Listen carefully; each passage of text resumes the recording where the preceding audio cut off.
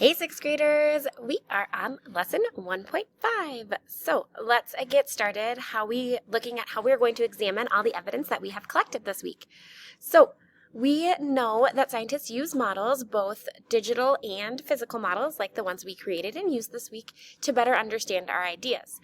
Now we are going to create some sort of visual model to help us to put all of this together in one place and kind of make some connections about what we've learned. So we're trying to learn about the Rocky Mountains and the Great Plains and how they formed, and we are going to look at using a modeling tool, a paper modeling tool, to better understand this. So we have a cross section on our modeling tool that looks like this, and then a transformation region, which is kind of up close here, but it looks like this. And what we are going to be doing is filling in the material that was used, the process that it went through, and then how we got to have a sedimentary rock. So I want you to think back to all of the models that you've used in order to better understand this.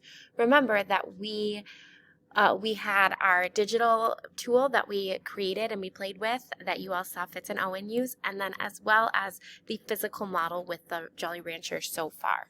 So you're going to pick one of these rock materials. So are we using rock? Are we using sediment? Are we using magma? What process did it go through? Did it cool? Did it go through compaction, cementation, weathering, melting?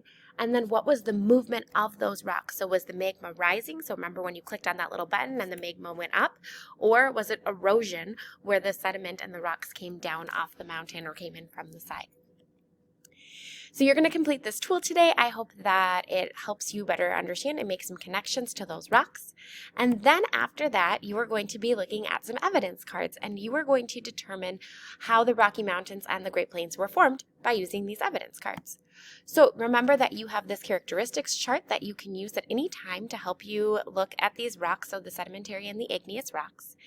And you are going to read each of the evidence cards, you can make some notes and annotations on your papers, and then you are going to discuss them with a partner if you're working with someone, or you can kind of look through them, and then you're going to answer some questions.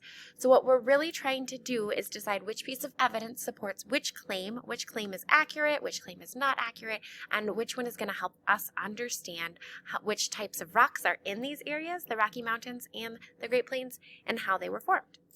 So remember, we have two claims. They were formed as one rock formation and then something separated them, or one rock formation formed before the other, and then the minerals from the older rocks became part of the younger rocks.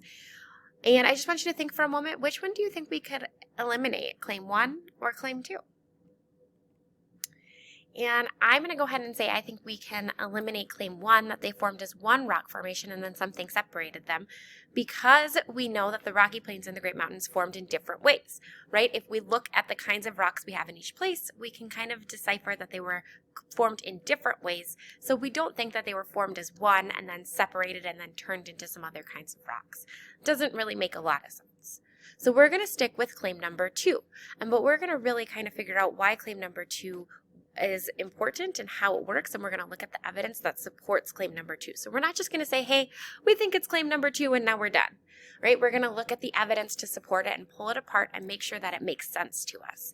So we need to figure out which rock formation formed first and how the minerals from one rock became part of another rock. So in our lesson today, that's what you're going to do. You're going to evaluate these claims, kind of decide, hey, these ones do support it, these ones don't, and this is why. And then go through that rock transformation model.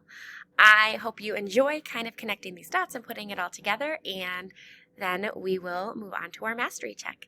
Remember, today is a great day to learn. Happy learning!